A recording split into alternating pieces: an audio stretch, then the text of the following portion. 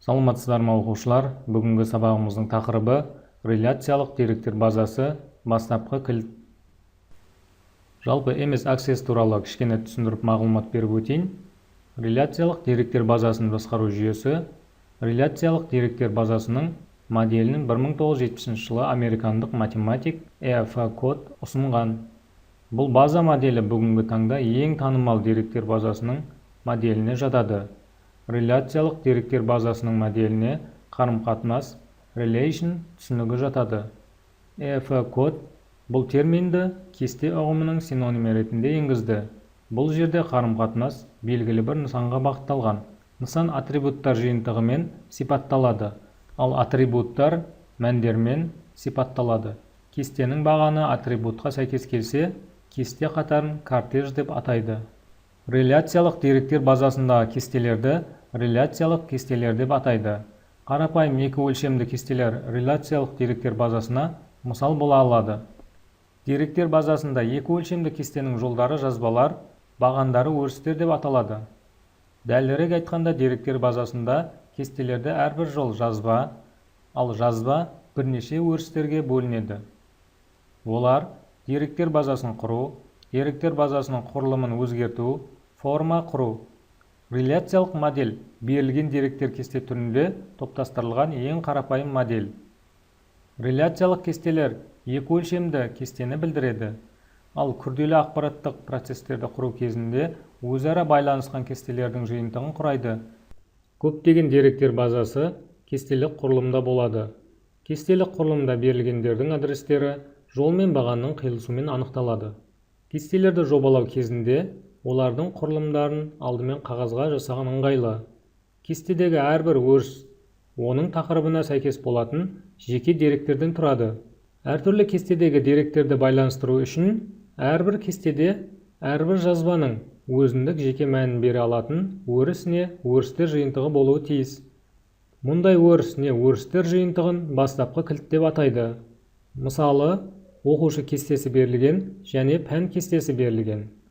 Екі кестеде ID арқылы байланыса алады. Екі кестеде ID бастапқы кілт.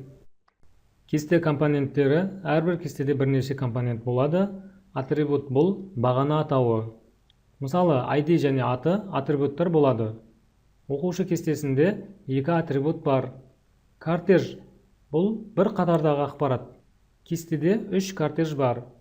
Бірінші Арман, екінші Сәуле, үшінші Марат. Кортеж бір нысанды белгілейді, ал атрибут нысанның әрбір сипаттамасын көрсетеді. Кестеде екі бірдей кортеж болмауы керек. Оқушылар енді Access бағдарламасында қолданып көрейік. Әуелі Access бағдарламасын ашып аламыз.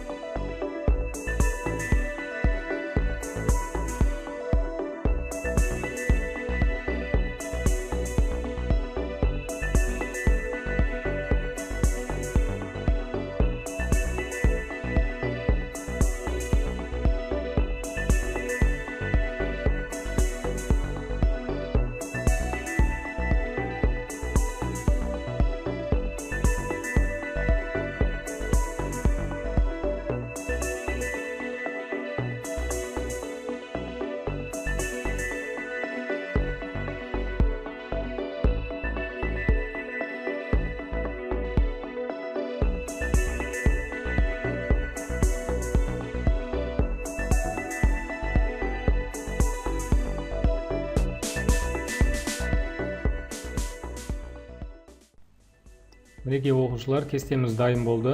Дәл осылай практикалық жұмыс жасап көріңдер.